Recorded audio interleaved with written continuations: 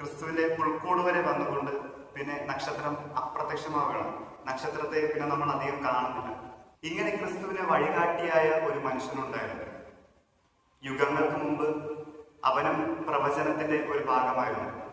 പ്രവാചകന്മാരാൽ അവനും പ്രവചിക്കപ്പെട്ടിരുന്നു. ക്രിസ്തുവിന് വഴികാട്ടിയായി മരുഭൂമിയിലെ ശബ്ദമായി മാറുമെന്ന് പ്രവചിക്കപ്പെട്ടിരുന്നു. അത് മറ്റാരുമല്ല, സ്നാപക യോഹന്നാനാണ്.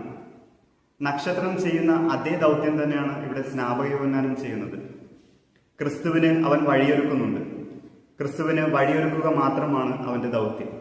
പിന്നെ അധികം നാം അവനെ സുവിശേഷത്തിൽ കാണുന്നില്ല. ഇങ്ങനെയായിരിക്കണം നാം ഓരോരുത്തരും. ഓരോ ക്രൈസ്തവനും ക്രിസ്തുവിന് വഴികാട്ടികളാകാൻ വിളിക്കപ്പെട്ടവനാണ്.